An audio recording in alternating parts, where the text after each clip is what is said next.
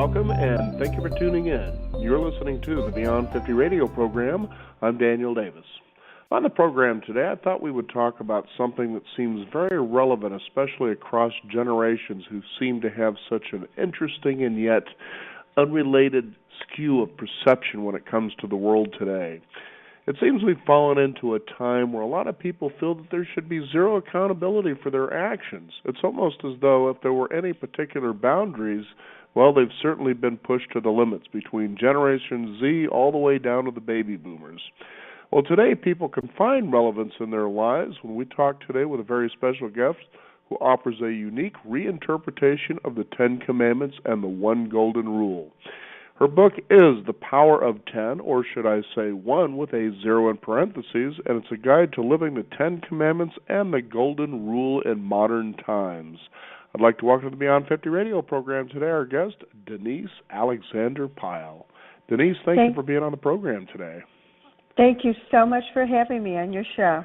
Well, very exciting here now. You have quite a professional career, as I understand it, in law. Now, was there something that had happened where, boom, all of a sudden you decided, I'm going to write a book about the Ten Commandments? No, I think it was a journey like all of our lives are. That started probably when I was very young and got interested in a little bit of metaphysics beyond my Jewish upbringing. And then I taught Sunday school back almost, I think, 30 years ago for 2 years, where it was high schoolers. And we talked about the Ten Commandments using modern Judeo-Christian principles. So, it's been a process. And then 10 years, I sat down at the computer, in 2010, and the book came out. And it just, channeled through me, but it sounded like a long sermon. And it took some time till it became a book I could actually publish. Now, as I was mentioning earlier, you seem to have quite a career in law, especially, I guess, family law here. So you've probably seen quite a bit where you thought, where are the boundaries? I can see a lot of things going on here. It's quite a unique, parallel, if you will. Well, my career was in family law. So I dealt with families in crisis going through divorce. So clearly, and you see the kids today, and where the cases are even more conflicted now than they were when I started practicing 40-plus years ago, we're missing that moral compass. Yeah, no doubt about that. It seems nobody has any responsibility for any of their actions anymore, especially with social media. And you have to wonder, how can we apply the Ten Commandments, especially in an age of technology, the way it seems to be getting out of our reach? Well, you just talked about both the second and third commandment in that sentence. Because the second commandment has to do with, 2, 3, and 4. Second commandment really has to do with, the priority of what we honor, and that everything that isn't God, self, and each other, needs to take the back burner. We need to take responsibility for our actions, which is what really not misusing the name of God is about. And we have to tune out and tune off from all the social media, which is what the Sabbath is all about. So you just talked about 3 of those things. Figured I'd kind of round them all up in once and show relevance there. I know one of the biggest ones I keep remembering, and I'm sure you also, when you grew up, you've seen the movie The Ten Commandments. I think for a lot of us that was our first exposure to a degree of what that was all about. Charlton Heston. Yeah, yes. And the journey of Moses. I remember, in fact, I was at a Sunday school. It was in Texas, and we left the classroom. And the next thing you know, we're in this movie theater, and this guy comes on saying how this movie's 3 hours and some odd minutes long, and wow. But I remember leaving as a kid going, wow, that movie left quite an impression on me there, especially for the times. And I always reflected on things like the Ten Commandments, and I remember the one that stuck out for me the most, and when I think about my spiritual journey over the years, was that of thou shalt not put no other God before me. And you kind of wonder sometimes, how metaphorical the Bible must be, or if that's really the case, or if this was really, supposed to be black and white. But I thought to myself, if you're not taking care of yourself, then you're putting things before yourself, and you can't really nurture your life very well to help others. Now, let's talk about that particular commandment here for a bit. Well, it applies exactly as you just stated, but it also talks about, if you look at the Ten Commandments as how we choose right from wrong, because we are all, have our shadow self. We're all good and bad, and it's the choices we make that determine, our path, and we want to be the best we can be. So if you look at that commandment, it's really about telling you that all the choices you make after honoring or loving the Lord with all your soul, with all might, which is, again, the big God, the I am, which is you, and then your relationship with other people. When you get to the next commandment, everything else you do in your choices, put above those three things, takes you in the wrong direction. If you want to look at it in terms of heaven and hell, those are the things that create hell in our lives, because those are the things that don't feed our soul. Those are the things that take us away from what we need to do, and those are the things that take us away from trusting our own intuition, our own inner self, instead of needing others to validate who we are. Now, here's a unique point to make, too, because you talk about what's called the 100th monkey syndrome.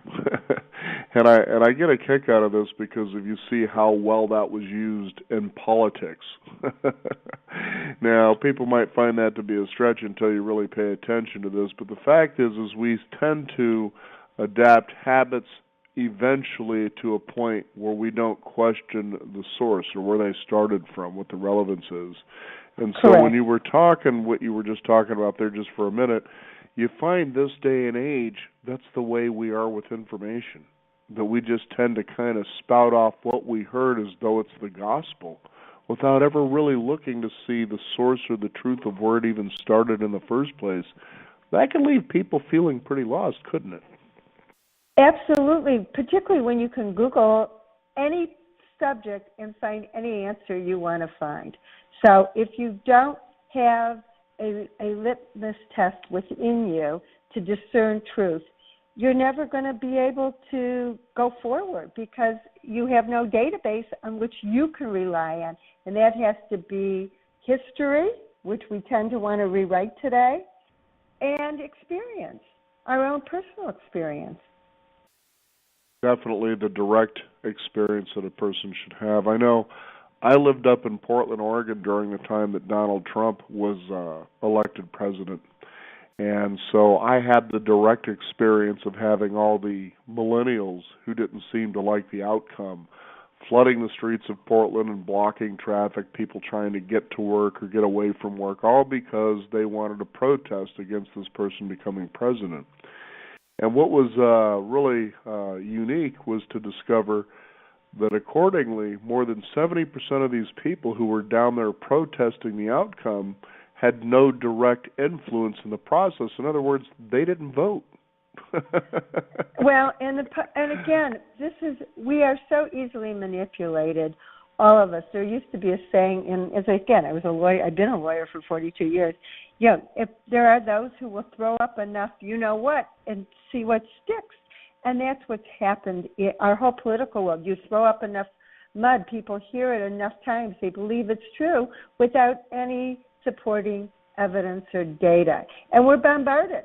I mean, when I wrote the book, it was, as I said, when I first channeled the book, it sounded like one long sermon. Well, you can't really publish that today unless you want to sound like Abraham Hicks or one of the other channeled books, because people won't read it. They need to have the sound bites and messages that they can chew on and have it resonate. And that's our whole world. Everything is bombarded in sound bites. And people don't really learn what really is truth. And that goes back to, again, what is the ninth commandment? Do not bear false witness against your neighbor. The whole foundation of our relationships are based on integrity and truth. And if you don't take the time to know it and you're spreading what you don't know to be true, you're eroding the foundation of our society and your own foundation.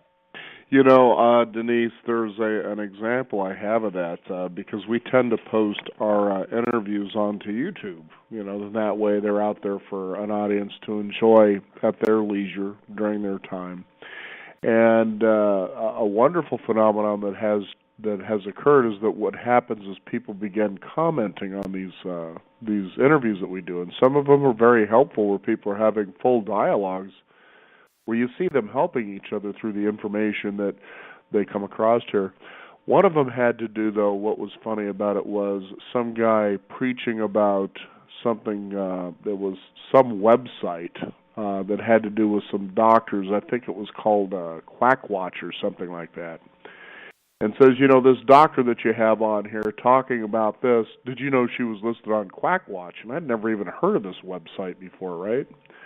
So I said, well, my first immediate response to this person was, well, what sort of integrity does Quackwatch have? For me, if it's on the internet, you might as well just find it in the bathroom wall at a movie theater or something. That's the way I think about information on the internet most of the time. And all of a sudden, this guy came back at me with this huge litany of facts and figures about how all this integrity about this website and what this was all about.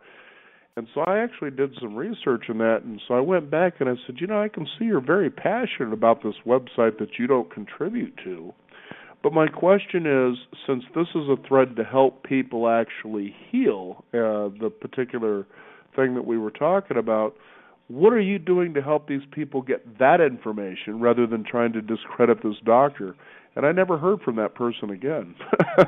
Well, unfortunately, again, you have websites that are set up as disinformation, even though the sources may seem credible, because we live in a world where the AMA opposes naturopaths. So, so there, it's like, again, you have extremes on either point that don't want to realize that there's room for both. And, we have to find how we work together. My whole life is about finding balance and justice. And, and we live in a world today where the extremes are calling the agenda, and nobody wants to dialogue to find where compassionate common sense is really what we're looking for, which is what used to be how things got resolved. And people don't want to hear the other side's point of view. They just want to discredit it, but not offer, A, a solution, or B, discuss the things from their own point of view, which may lack credibility. And Denise, if anybody listening decides they want to argue against your point there, I'm going to argue in favor of it, because that's exactly what happens as I answer these threads. I turn the responsibility back on them. It's simply stated, I remember from a professor I interviewed many years ago, is this: if you see or recognize the problem, then you automatically become the solution. And that's the situation that I put these people in. But as you're saying, and as I've seen from experience, people just don't want to do that. They want to throw the problem at you, but they want to leave it up to somebody else to resolve. and that's our problem today. I look at the football field where the solutions are somewhere between the 40-yard line, with the perfect result being the 50-yard line. Today, everybody's stuck on the end zone and doesn't want to even come up on the field.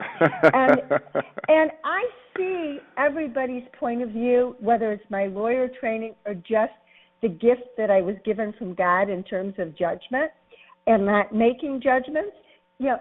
But to see everybody's point of view, because you can't solve a problem in the world without seeing each other's position and being able to discuss what needs to be done so that their fears are realized.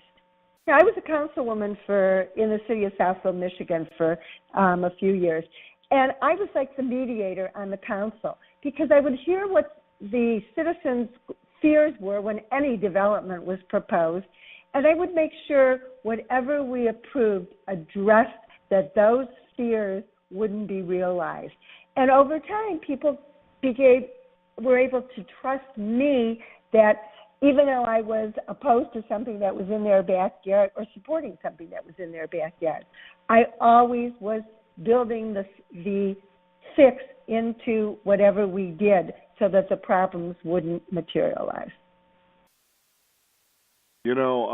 and as I was reading through your book, and it was really enjoyable to read this, and also, to brush up on what are the Ten Commandments, and being at my age now, how I see these, in many ways, much differently than I would have as that child stepping out of the theater years earlier watching the Ten Commandments. And one of them, for instance, was keep the Sabbath holy, and I really enjoyed reading this chapter because as we're discussing today, the noise, especially from technology, people are so distracted with their cell phones. It's almost like people nowadays are born with these things just glued to their hands. Nobody seems to pay attention to anything other than that. And I realized how important this keep the Sabbath holy is. But first of all, go ahead and, for our listeners, tell us what that is. And it was really unique how you describe ways that you could see this. Well, if you really think about it, God, on the seventh day, he looked at his creation. He said, this is good. He reflected on what he did before he or she went forward. I look at this commandment as really being about reflection and renewal. It's how we first turn off all the distractions in the world and meditate, go within, find who you are, hear your inner voice, make sacred space where you can reflect on the beauty of the world, because to me all these commandments are really to find joy in our lives so that we are the best version of ourselves.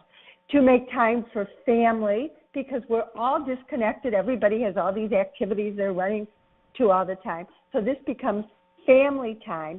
And if you go to a place of worship, you do it in part because when we pray for the things in our life, we give thanks for the things we like that come into our life. When we do it in a group, that energy magnifies into the universe. Those who mastermind know when you have a group and you put your wishes out there, the more in the group, the more powerful the request. So it's about, tune out and tune in and join in with your family and each other in reflection and renewal and thankfulness. And also, too, as I was reading that chapter, you did have, to some extent, you were talking about meditation, which is a wonderful practice people should get into, because as you become silent, you begin to listen from a deeper place, and you find that a lot of these problems you find in the world are actually, the answers are right there in front of you. Well, that is when I say to go in and reflect, that is the meditation. And, if you look at almost every service within any religion, there's a silent meditation, but they don't give enough time to it. And that's really, we don't create enough time to go within ourselves and hear our inner voices. Now, the next one I'd like to talk about was honor thy mother and thy father. And I found we seem to live in a world, especially in America, where honoring the elders just doesn't seem to be the course for the day. And that's the wisdom. We honor them for so many reasons, because, we honor our parents because they gave us life, they nurtured us, they have the experience that we don't have to guide us. They're teachers to us so that we can be also the parent, the mother, the father who nurtures and teaches the next generation. So it's balance. It's the yin and yang. You become your parent. So you want to be the best you can be, and you want to honor what they gave you, because there are many gifts. And even in the Jewish religion, if you don't have a parent who was very good, for example, you're supposed to, when you honor their memory after their death, you do it longer. And I believe it's so that it's part of forgiving their soul, but also so that you don't become, your mother's daughter or your father's son. Because these are lessons for us. And in society, every great society, that was attuned to nature and balance, honored the wisdom of the elders. They were the ones who everybody went to for advice and their wisdom. And the other thing, we don't do that today. We don't do it. We give short shrift to our seniors today, and that's so sad. Mm-hmm.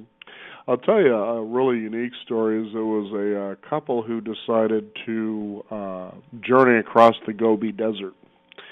And what made this journey unique is, first of all, the Gobi is a gargantuan desert. And it also runs into China as well as Russia at the same time. And also this couple were somewhere in the neighborhood of 64 and 66 years old, respectively. And there was a point where they were actually confronted by Chinese soldiers. And they said the respect they were paid and the way they were treated was phenomenal. They said in America it would have been a much different experience than it was there because of the way they think of their elders. And, you know, it was really just amazing to remember that when you step outside of our country, that's how it is. I mean, they look at you and you're handled with kid gloves. You know, where here you almost feel like there's a disposable society for some reason when it comes to that. Well, and again, we don't take care of our seniors. You know, I'm of the age, and my parents now have both passed. I'm helping my husband care for his mother. But we reach an age where we're done caregiving our own children, except maybe babysitting as grandparents. But we're really taking care of our parents, and that's what's expected in a good society. But our society wants to, you know, lock them up and have the government support them. And that's not how most cultures are. Right, I couldn't agree with you more. The other thing I wanted to talk about, too, that you share in your book about this is honor your mother and your father. You also talk about honoring the feminine and the masculine aspects in all of us. Correct, because if you look at it on a metaphysical level, the spark of light, you know, the positive energy that creates us is masculine. The womb, Mother Earth, you know, we think of is the receptacle, is the feminine. And to have life, you need both. And so I think that it's part of the duality is contained in this commandment, so that we see that balance in all things in our life, so that we, in honoring not only our physical parents, we honor, again, the source of life, both in the heavens and on earth. Now, how about this one? This one, as you look at the relevance today, because of how it happens, is "Thou shalt not steal." Oh my God! Seems everybody's stealing everything from each other, aren't they? Not only that, I've watched as an attorney over 40 years how all the laws have been rewritten to legitimize what I call stealing of things that would never have been permitted in any other time, and taking away the discretion of judges to fix it. So, everything is a license to steal anymore. I mean, we farm. The reason you have GMO crops today is because public seed was stolen using patents as a way to, control the seed, control the profit, and control what we eat. I mean, it's on so many levels. People steal ideas. It's not just going in and taking a candy bar. It's stealing people's essence, their energy, their vibrations, because they can. And our government steals, and I try not to be too political on these shows because I see both sides. I mean, our government steals to give to both the rich and the poor, and those who work and pay the bills. I think that's why there's so much disenfranchisement in our country, is because people feel the weight of, the corruption in our country. Right. The next commandment that I wanted to cover with is "Thou shalt not kill." That seems to be the order of the day, doesn't it? I mean, and killing isn't just, again, it's not the body. It's the spirit. It's dreams. Our words create. Our thoughts create. And if you take somebody and shut them down and shoot them down by saying, "Oh, you're no good," you're killing their spirit. We need to, and we do that in so many ways in our society, instead of empowering and encouraging how we treat one another. And then we kill. There is no respect for life, and on a lot of levels too. So I mean, it's how do you balance? You have to respect yourself first. And if you aren't in the first commandment, you have a hard time with, not killing. But the other thing about every commandment has its opposite. So if you're not supposed to kill, you're supposed to live. So are you living your life to the fullest, the best you can be? Are you bringing out your creativity? Are you nurturing yourself and others? Are you building beauty? So you want to find the way to balance. And, if you plant a bunch of flowers in a garden, there isn't room for weeds to grow. And again, like I said, it was pretty amazing to read this book because you go back and you see it in a different light after, some time and experience in your life and realize, wow, I could see how this really nurtures and stretches out in so many different ways. One of the most amazing things is you also talk about the golden rule in your book and, do unto others as you would have them do unto you, that sort of a thing. And talk about why that's important in a way people can actually see this perspective, because in this day and age, it seems everybody's turned into a tattletale because they feel that they're being wronged. And they don't realize, do you realize that once you do something like this, there's a very good chance called karma that's going to come back and do it. And you're going to ask yourself, did I like what happened? So you might want to start thinking about the choices you make and how you affect other people. It's the overriding principle is whatever we do, we need to do with love. It goes back to that old principle, kind. Is it kind? Is it informative? Is it necessary? I'm trying to remember what D was. But, we are trying to do things to better the world and each other. So if you don't look at the Ten Commandments and just do everything by do as to others as you would have done unto you, or as, do unto others as you would like done unto you. There's, a couple of different ways it's pronounced. But if you operate under those terms, you're going to do the right thing almost all the time. So that's why I'm saying it's the overview. But the choice is coming out of a place of love instead of a place of fear, out of a place of service as opposed to a place of entitlement and expectation. And it comes back to you positively instead of negatively. We don't put out, and that goes back to the 100th monkey. The more positive we put out, the hope is that it becomes the norm. Because right now, I look at it, as light and dark. Dark creeps in very slowly. You don't see it coming in, like an eclipse. When you have a total eclipse, it's light, and then it's dark for a second. But if it's night and you turn on a light, you see it instantaneously. We need to keep the light shining bright and be what this country was formed to be, a beacon to show everybody it can be done. I couldn't agree with you more, that's for sure. Especially when you talk about being the light, it's like everybody wants to take off of everybody else's, but nobody knows how to be their own. And when you take a look at really practicing these 10 commandments, and nobody says it'll be easy, but just like anything new, take your time, be patient with yourself for sure, and realize the results that's actually going to put out there for you. It's like Warren Buffett once said, integrity is something that takes a lifetime to create for yourself, but it takes 20 minutes to destroy. We are all in practice. That's why every day is a new day. Every day you are, setting your intention to be better today than I was the next day. Because in our whole journey, we're not likely to become ascended masters, but we can become the best version of ourselves in this lifetime, which is what we are here to do.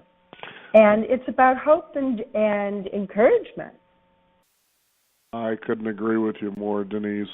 Is there a website people can find out more about how to get your book? I know we didn't cover all 10 commandments, but I think, I wanted to give the listeners a nice glimpse as to why they should take a look at this, and just really stew on it, chew on it a little bit, meditate on it, if you will, as you're reading this.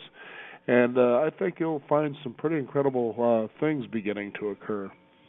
I hope so. Well, it's Denise Alexander, www.DeniseAlexander-Pyle, Pyle.com, like Gomer Pyle, I tell people. And, and they'll find, at the end of each chapter, there's these commitments that are really designed to just help you anchor each of the principles into your day-to-day life. And because it's about either tuning up or, it's a tune-up or a wake-up, depending on where you are in your life. But either way, it's hopefully for a good day, as opposed to a shift in consciousness. Absolutely. Denise, thank you so much for being on the Beyond 50 radio program. Thank you so much for having me on your show. It was wonderful. Thank you.